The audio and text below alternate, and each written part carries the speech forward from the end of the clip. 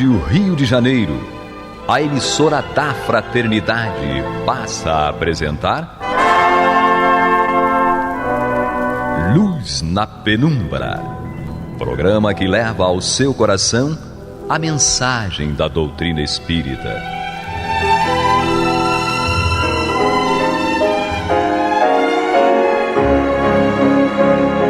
E com vocês, João Batista, para o estudo de O Livro dos Espíritos, da obra codificada por Allan Kardec. Papai do céu nos guarde e nos abençoe. Louvado seja nosso Senhor Jesus Cristo.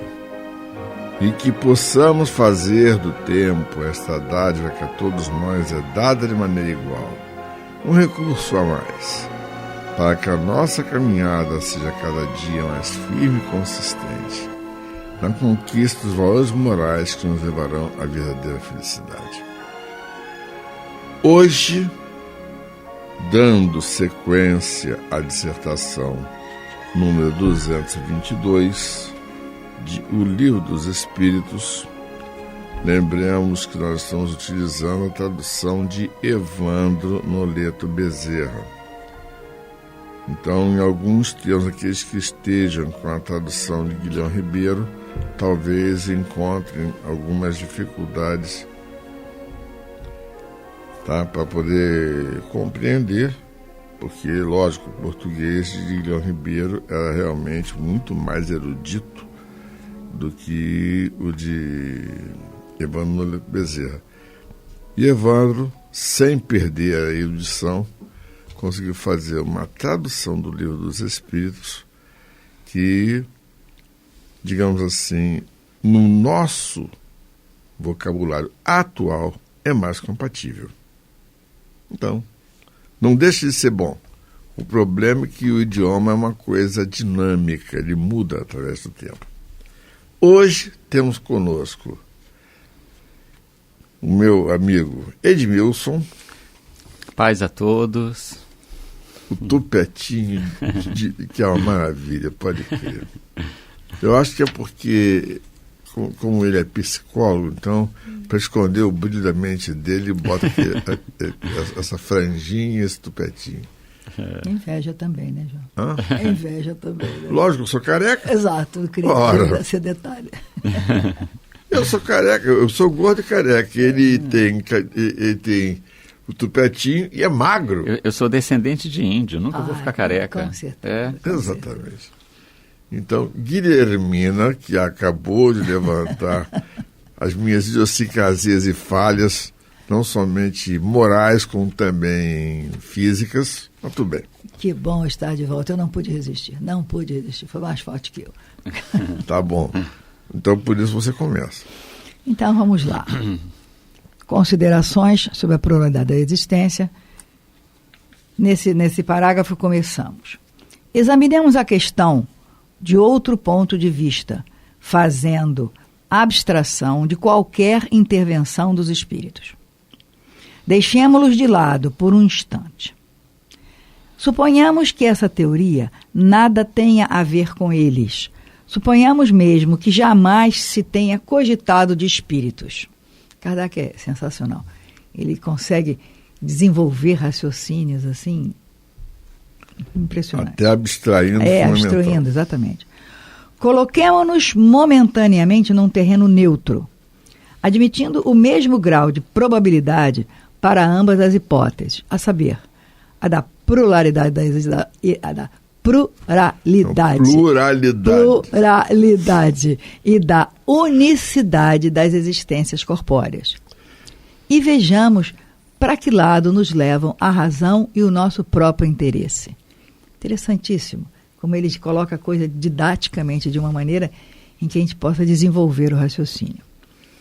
Algumas pessoas repelem a ideia da reencarnação pelo simples motivo de que ela não lhe convém, dizendo que já lhes basta uma existência e que não desejariam recomeçar outra semelhante.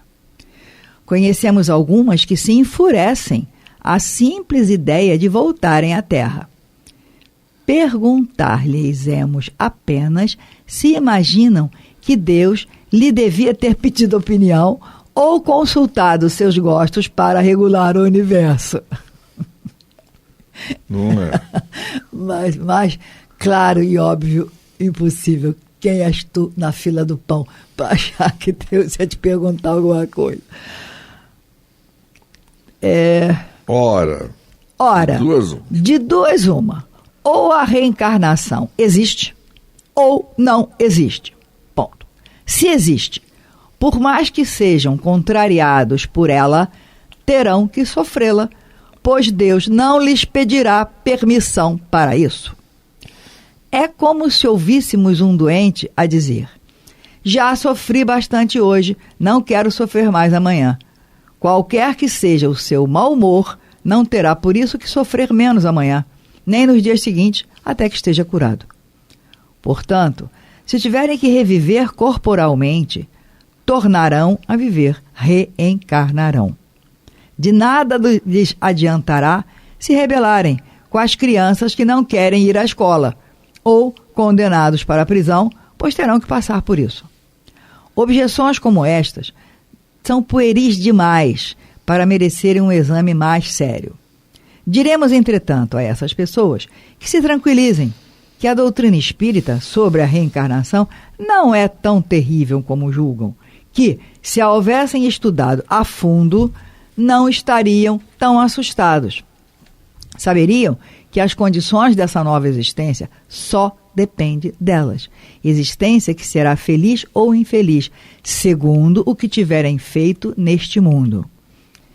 Que, agora, grifo de Kardec, que, desde agora, poderão elevar-se tão alto que não precisarão mais temer novas quedas no lamaçal. É só pensar. Agora é a sua interpretação e depois o Edmilson toca para diante. E seja o que Deus quiser. Acho que é muito... O Kardec, nesse pedaço de texto, ele foi muito óbvio, muito claro. Independentemente de qualquer coisa. Ele foi eminentemente didático. Didático, professor que era. Ele coloca a coisa de uma maneira muito simples. Há reencarnação ou não. Há pessoas que não admitem o processo reencarnatório, mas não têm uma explicação concreta com relação a isso. E a explicação concreta, que se você vai aprofundar, é que é medo. Medo. Ou porque você tem uma vida, muitas aspas, muito boa agora, e vai que tendo reencarnação na próxima você não tem uma vida nem tão boa e com mais sofrimento. Por outro lado, se eu tenho sofrimento agora, caramba, será que eu vou sofrer mais na outra? Então deixa eu acabar logo com essa. Um raciocínio simples, é claro. A coisa não é tão simples assim, é bem mais complexa. Cada um de nós temos uma história, nós temos um passado, nós temos um futuro para construir. E Deus, perfeito como é, nos dá a oportunidade de refletirmos, de repensarmos. A cada dia é um novo dia. E por isso que eu costumo dizer isso sempre. Se a gente parar para pensar, cada dia que a gente nasce é um presente. Não é por acaso que é presente, porque cada dia é um dia. O que nós fazemos deste dia depende de nós. Ah, não, tem pessoas, as pessoas são as pessoas, nós somos nós. O que nós fazemos do nosso dia é responsabilidade nossa, a cada dia, a cada momento. E refletir em cima do que Deus espera de nós, o que Deus deposita nas nossas mãos, as oportunidades, os presentes, as dúvidas, os desafios. Que são presentes. Os desafios são presentes, claro. E é isso que a gente precisa refletir. O que nós fazemos das nossas vidas, independentemente da proposta de ser ou não, existir ou não de vidas futuras. Que tal pensarmos nessa? Que engrena, meu Deus do céu. Pronto, parei. Não é à toa que Guilherme na boca de conflito, não. Você estava falando agora há pouco, né, que teu pensamento é rápido.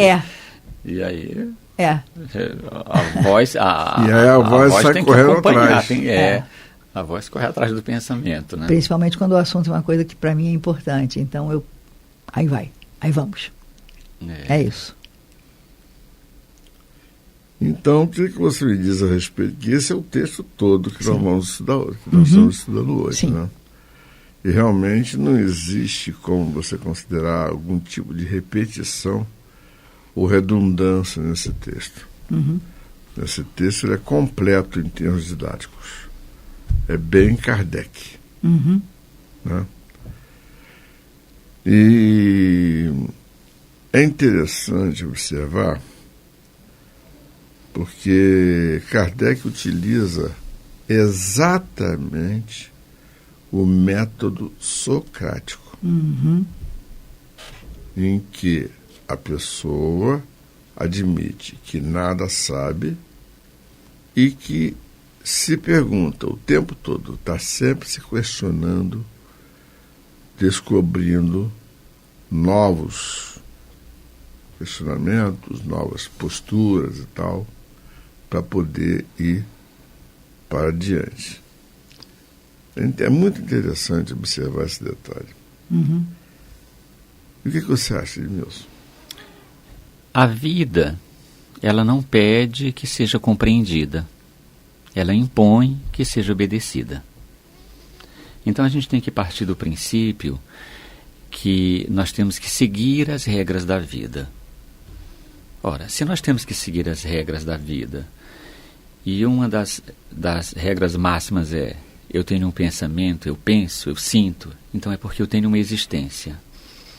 Se eu tenho uma existência, se eu penso, se eu sinto, se eu amo, então o pensamento, os sentimentos, as emoções, elas não podem apenas ser frutos de uma secreção cerebral, de uma sinapse. Existe um espírito pensante. Esse é o primeiro, eu parto desse ponto. Ora, se eu tenho um espírito e é ele que pensa e sente, raciocina, ama, odeia, tem esperança, sofre, então não é o meu corpo. O meu corpo ele é um veículo. Ele é a morada temporária de um espírito. E esse espírito, naturalmente, a lógica nos diz que ele deve ser imortal. Porque qual o sentido que teria a vida se esse espírito morresse com o corpo? De que adiantaria um homem seguir uma vida fazendo o bem, ser caridoso, e um outro que leva uma vida apenas aproveitando os momentos, se o destino de ambos acabaria no túmulo? Aliás, o materialismo pensa dessa forma. E a questão é, será se em uma existência esse espírito conseguiu ser detentor das ciências, das artes, da literatura, da música? Será se ele conseguiu dominar os seus instintos? Se, que o João acabou de falar agora, o que Sócrates falava? Se tudo que sei é que nada sei, ele mostrou que uma existência, ela é pouca, ela é nada, diante da gama de conhecimentos que nós temos pela frente. Ora, se o pensamento socrático fala que nós temos sempre que estar buscando, porque o conhecimento que nós temos, ele é nada diante do infinito, então a lógica nos diz que uma existência, ela também é quase que insignificante diante daquilo que nós temos que aprender. Então, a lógica da reencarnação, ela não é apenas uma lógica, ela é também uma oportunidade de continuarmos esse aprendizado. Um aprendizado que, naturalmente, se nós somos imortais, a lógica nos diz que, pela eternidade das eternidades, esse aprendizado continuará existindo. Um espírito que atingiu o quilate de um Cristo de Deus, ele pode fazer o mesmo pronunciamento socrático: tudo que sei é que nada sei. Exatamente. Porque ele tem ainda o infinito pela frente. Se pegarmos um círculo, fizermos um círculo, e colocarmos um ponto no centro desse círculo e colocarmos setas saindo desses círculos, essas setas representam essa evolução. À medida que essas setas vão se aproximando da borda do círculo, o círculo igualmente vai aumentando. Então, o que tem para além desse círculo será sempre ignorado. A distância de um sílex das cavernas antropológicas para o homem civilizado e o homem civilizado para o gênio e do gênio para um Cristo é apenas a distância que cada um já percorreu. Então, cada um se encontra dentro da sua zona de conhecimento. E essa zona de conhecimento é apenas um momento onde nos deparamos com uma eternidade pela frente. Isso aí. E isso causa até vertigem. É melhor a gente viver cada momento presente, né? Então vamos ouvir a nossa vinheta. Você está ouvindo pela Rádio Rio de Janeiro o programa Luz na Penumbra, com o estudo de O Livro dos Espíritos, na apresentação de João Batista. Então, nós vamos prosseguir o nosso debate com a adição de mais um debatedor, que é o nosso Américo Nunes. Por favor, traga a sua saudação.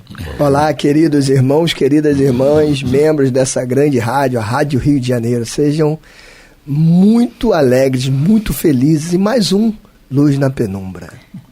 Exatamente. Então, o que vocês acham, crianças?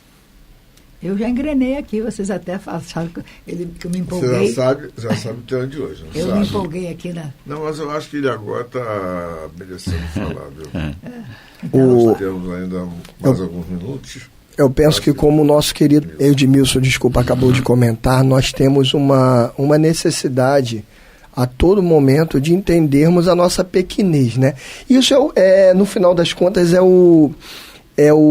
a essência do espírita, né? Porque Kardec nos ensina que reconhece ser o espírita pelo esforço que ele faz para melhorar a cada dia. Então, como melhorar, eu pergunto aos irmãos em casa, se a gente não reconhece como nós somos pequenos, né?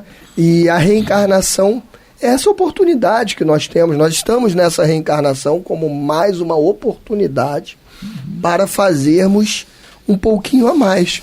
Nessa encarnação a gente não vai sair daqui anjo, não. Mas sem dúvida nenhuma, se nós nos dedicarmos, entendermos, né, a lei de causa e efeito, a questão das reencarnações, que nada se perde, tudo aquilo que nós não conseguimos numa determinada vida concluir, nós temos como concluir em outra vida.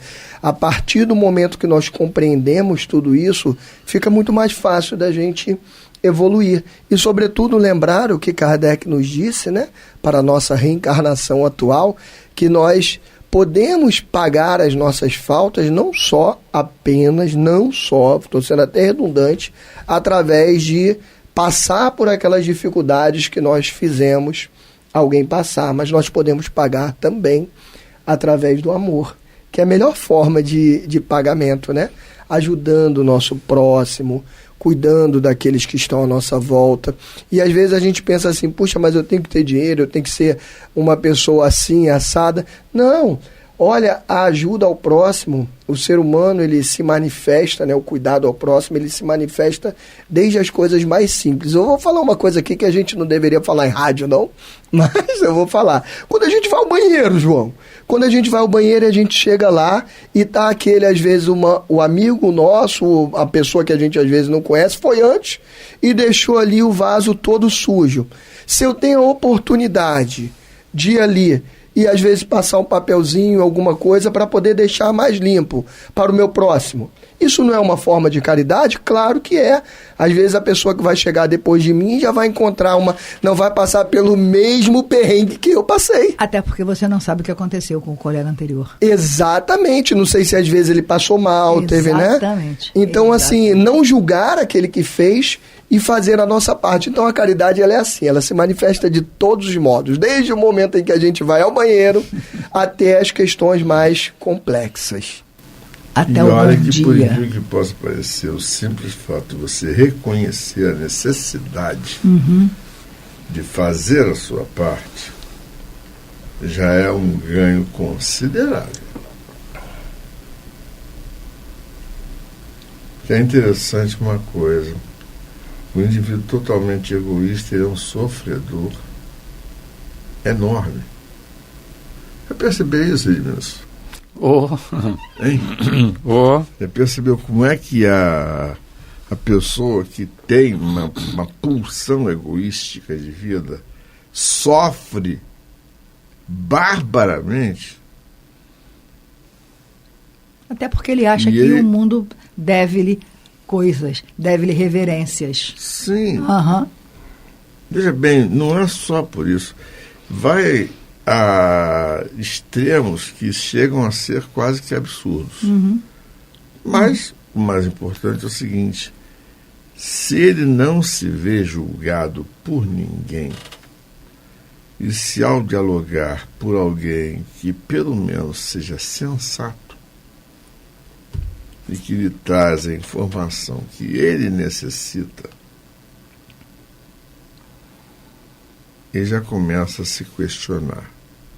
É aquele sujeito que se queixa, por exemplo, não aguento meu irmão, não sei o quê, nossa família agora é só eu e ele. Aí você vai dizer, pois é interessante, né? Você pode ter ex-marido, ex-mulher. Ou você não tem ex-pai, não existe ex-mãe, não existe ex-irmão. Ou seja, a primeira caridade é feita em casa, com a consanguinidade. E será que nós fazemos? Eu só deixo a pergunta no ar. E João, se você me permite, normalmente as pessoas ao fazer o bem ou o mal, elas se perguntam como o outro está tratando, né? Para poder ver se o outro merece ou não que eu faça coisas boas. Quando, na verdade, Jesus nos ensinou que a gente precisa retribuir o mal com o bem. Porque tratar bem aquele que nos trata bem, de nenhum mérito a gente tem, né? Obrigação. Então, assim, o que vai fazer o verdadeiro cristão, o verdadeiro espírita, é conseguir superar essa questão de reagir ao mal com um mal também. É a gente pegar alguém que ainda dentro da nossa família, mesmo que faça, não nos trate de maneira adequada, isso não nos dá o direito de não tratar bem. Exatamente. Sim. É isso, gente. Então, vamos refletir a respeito disso. Que Papai do Céu nos guarde, nos abençoe. Que louvado seja nosso Senhor Jesus Cristo. E que possamos fazer do tempo, esta dádiva que a todos nós é dada de maneira igual, um recurso a mais, para que a nossa caminhada seja cada dia mais firme e consistente na conquista dos valores morais que nos levarão à verdadeira felicidade. Graças a Deus. Você está ouvindo o programa Luz na Penumbra.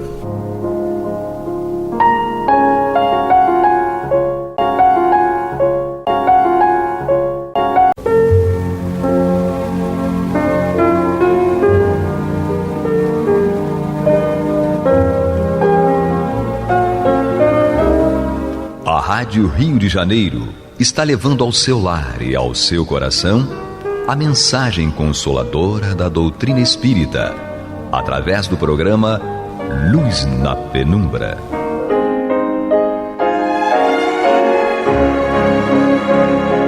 E com vocês, Antônio de Pádua Barbosa, para comentar o Evangelho segundo o Espiritismo, da obra codificada por Allan Kardec. Boa noite, minhas amigas, meus amigos. Vamos dar início ao programa Luz na Penumbra, no qual nós estudamos o Evangelho segundo o Espiritismo de Allan Kardec. Nós estamos em seu capítulo 12 e vamos estudar hoje o item 7 e o item 8. Se alguém vos bater na face direita, apresentai-lhe também a outra face. É uma questão que a gente tem dificuldade de compreender, não é verdade? Então vamos ver aqui o que diz o Evangelho de Mateus em seu capítulo 5, versículos 38 a 42. Aprendestes o que foi dito, olho por olho e dente por dente. Eu, porém, vos digo que não resistais ao mal que vos queiram fazer. Se alguém vos bater na face direita, lhe apresenteis também a outra. E que se alguém quiser pleitear contra vós, para vos tomar a túnica, também lhe entregueis o manto. E que se alguém vos obrigar a caminhar 1000 passos com ele, caminheis mais 2000. Dai àquele que vos pedir, e não repilais aquele que vos queira tomar emprestado. Bom, Kardec traz aqui o seu comentário a respeito. Os preconceitos do mundo sobre o que se convencionou chamar ponto de honra produzem essa suscetibilidade sombria, nascida do orgulho e da exaltação da personalidade, que leva o homem a retribuir uma injúria com outra injúria, uma ofensa com outra, o que é tido como justiça por aquele cujo senso moral não se acha acima do nível das paixões terrenas.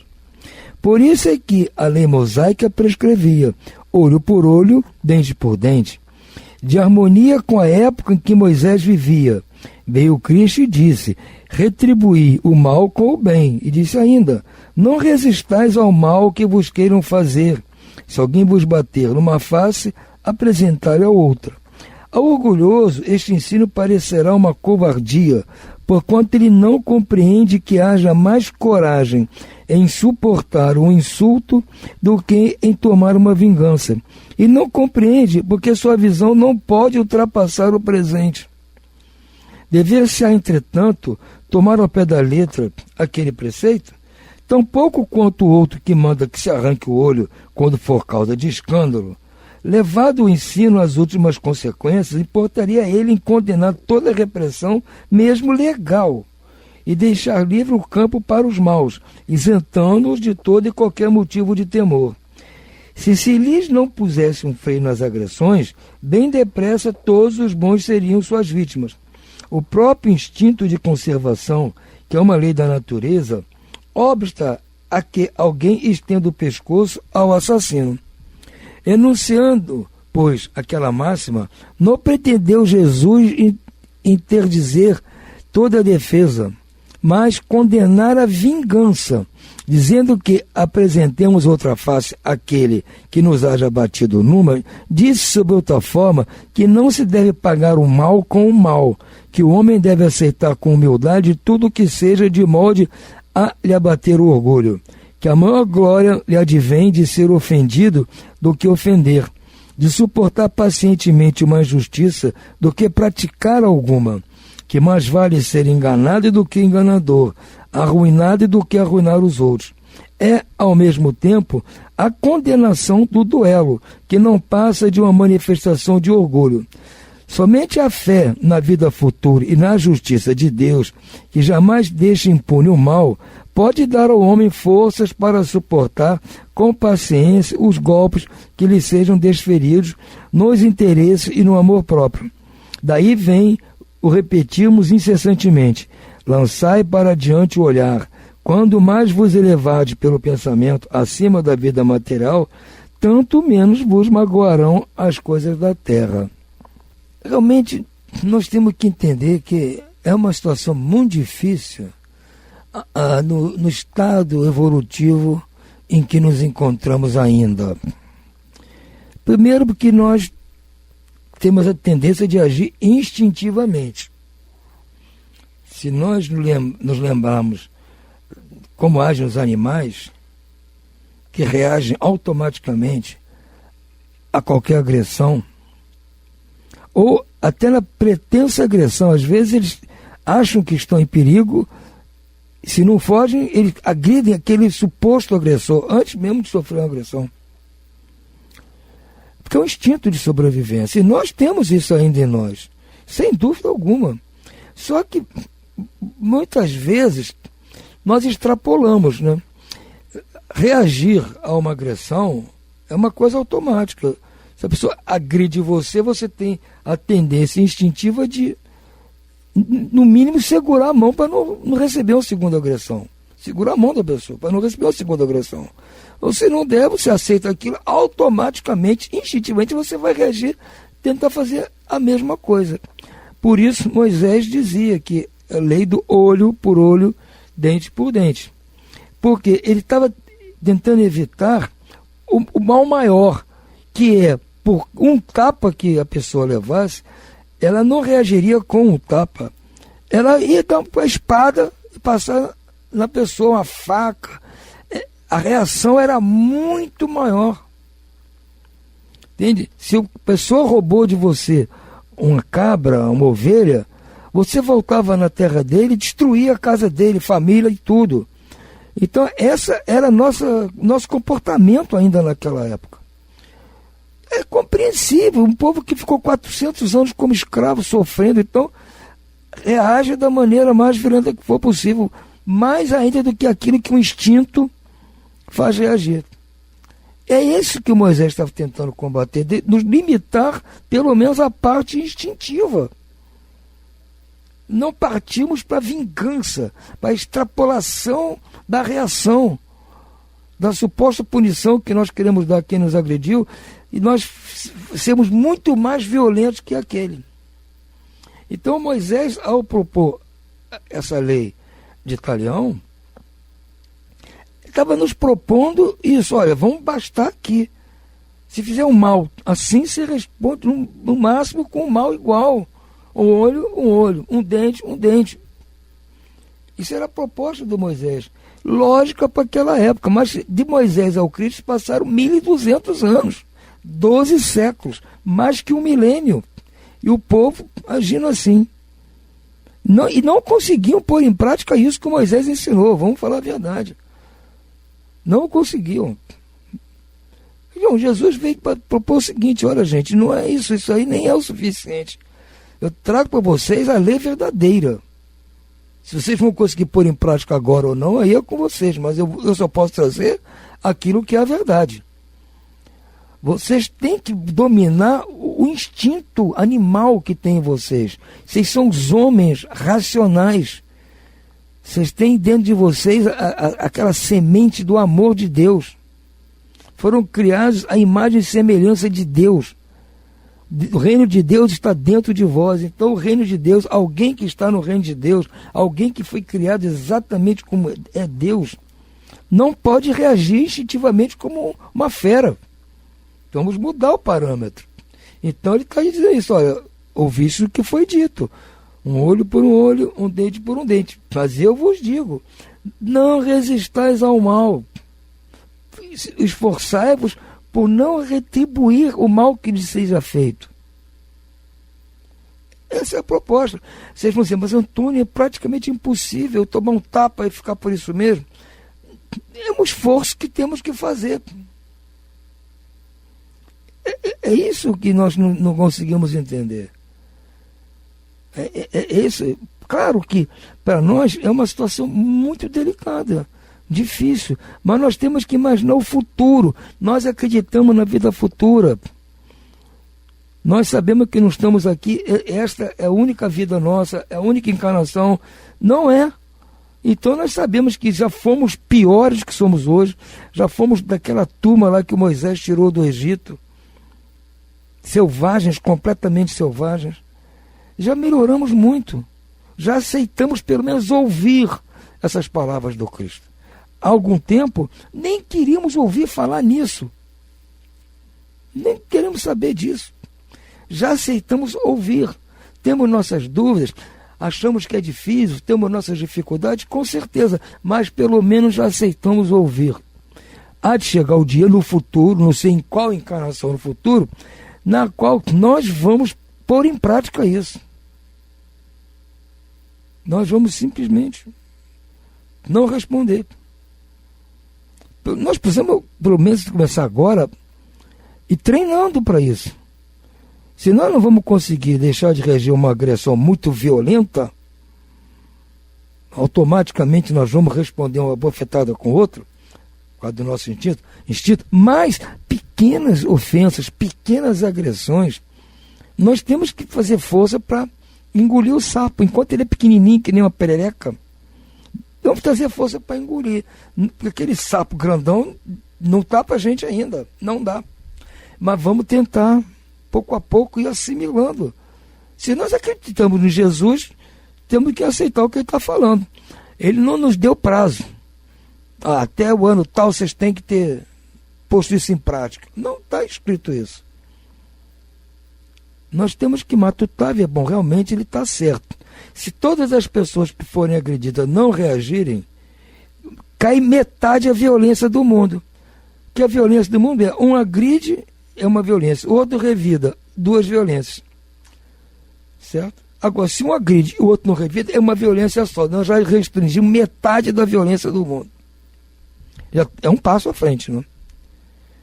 Entendeu? Então, agora, o que nós não podemos deixar é pensar que essa pessoa que pratica as coisas erradas pode praticar à vontade, já que nós somos santos cordeirinhos aqui, e tomar tapa à vontade, ficar por isso mesmo. Não. Se nós tomarmos o tal tapa, nós temos que ir nas autoridades e denunciar. Então, estão me agredindo. As autoridades vão tomar a providência que tem que tomar. Não vou agredir, não vou fazer igual. Não tenho obrigação nem necessidade de fazer igual.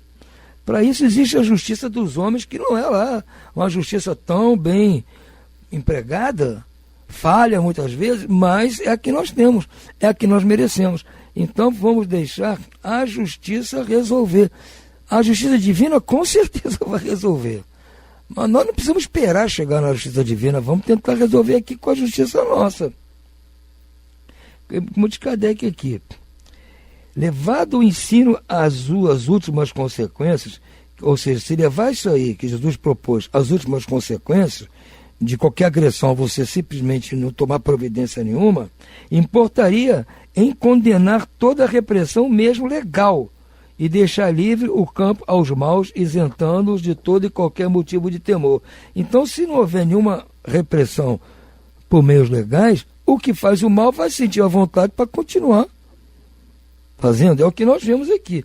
Quando a nossa justiça não cumpre seu dever, aquele que infringiu as leis sente-se à vontade para continuar infringindo.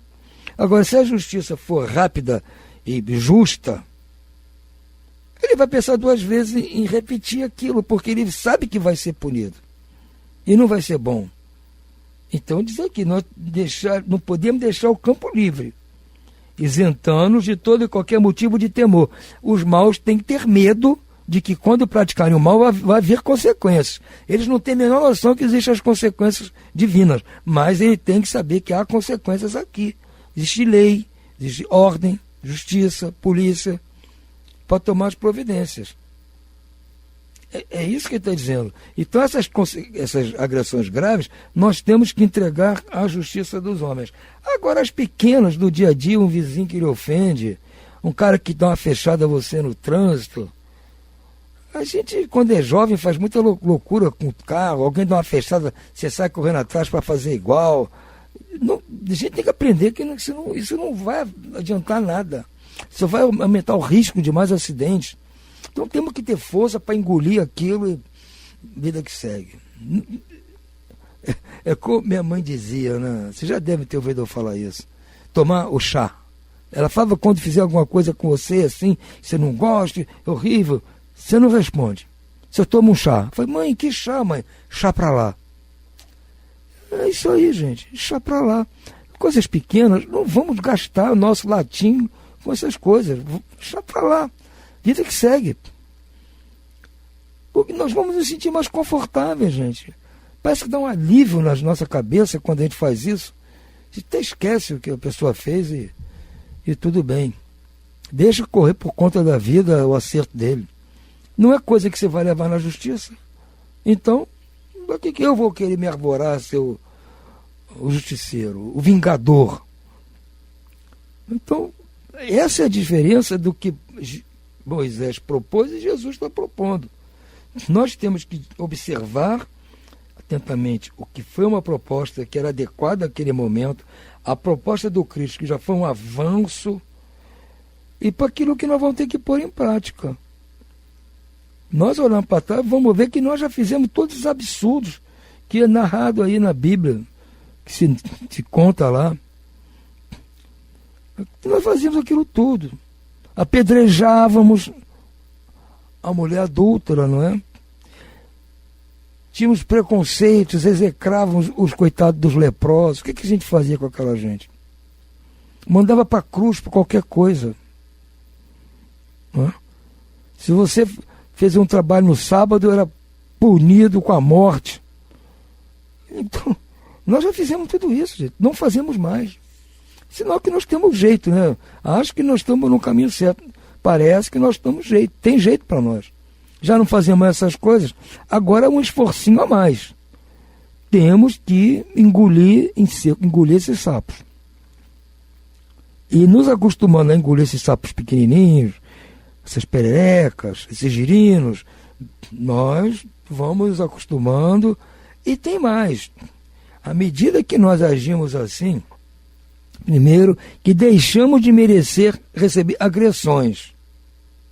Que se nós somos agredidos agora, não é sem motivo. Podemos não ter agredido ninguém agora, mas com certeza no nosso currículo, na nossa folha corrida, está lá que praticamos agressões no passado contra alguém. Só estamos colhendo o que plantamos. Se não gostamos, não vamos querer colher de novo no futuro. Então já é um motivo para não plantar mais. E os espíritos, nossos amigos, vendo o nosso esforço em nos superar o nosso orgulho, a nossa vaidade, a nossa soberba de não aceitar ser agredido, eles vêm em nosso socorro, nos ajudar primeiro a praticar isso. E segundo, evitar que se repitam contra nós essas coisas, porque nós não estamos fazendo, não damos motivo para acontecer mais. Não estamos dando motivo. Então eles estão aqui para nos ajudar, nos orientar. Agora, se nós ficamos revidando tudo, qualquer cara feia que alguém faz para nós, nós respondemos com a cara mais feia ainda, não vai resolver. Não vai. Porque fica dois feios, não adianta. Não tem sentido isso. É um esforço que temos que fazer. Se é que nós queremos realmente entrar no reino de Deus. Depende de nós. Se nós temos como objetivo seguir o caminho que Jesus propôs, aceitarmos com verdade que nosso destino é ir para o reino de Deus, reino de felicidade. Seremos trabalhadores lá da última hora. Somos agora os trabalhadores da última hora, que dizem, né? Então estamos querendo trabalhar na vinha do Senhor. Como é que eu posso trabalhar na vinha do Senhor revidando qualquer agressãozinha que me fazem? Qualquer bom dia que não é respondido, para mim é uma ofensa. Vira a cara. Isso soma o quê? Soma o quê na minha vida? Melhora em quê a minha vida? Eu creio que não melhora coisa nenhuma. Então temos que nos esforçar com essas coisas pequenas. As grandes, que são mais difíceis, né? Aquele sapo cururu enorme, sapo boi, aquilo não dá para nossa goela ainda. Tá bom. Isso aí vamos passar mais para frente. Vamos ficar mais fortes para encarar isso. Por enquanto, vamos pegar as coisas mais leves, menos graves e nos esforçar a cumprir isso que o Cristo falou. Vem a agressão, vamos nos defender somente, nos defendemos para não ser agredidos. Se formos realmente agredidos, se for um caso grave, apelemos para a justiça humana. Se for coisa à toa, passa batido, só para lá. Essa é a proposta do Cristo. Nós estamos aqui, supostamente, para seguir suas instruções, não é, gente? Não é mesmo? Então, gente, por hoje era isso que tínhamos aqui para estudar. Ficamos por aqui. Uma boa noite a todos e muita paz. E até o próximo programa, se Deus assim o permitir.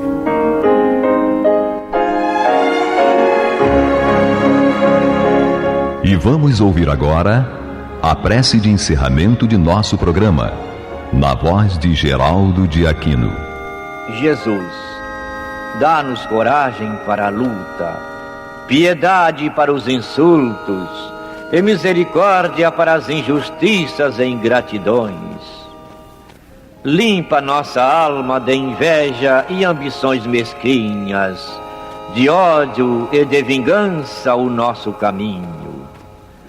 E que dentro em pouco, ao recolher-nos de novo ao calor do nosso leito, para que o sono nos dê a paz e o esquecimento das tristezas humanas, possamos sentir, Senhor, no mais íntimo de nosso ser, a doçura indefinível do Teu amor e a grandeza incomparável da Tua divina presença. Que assim seja.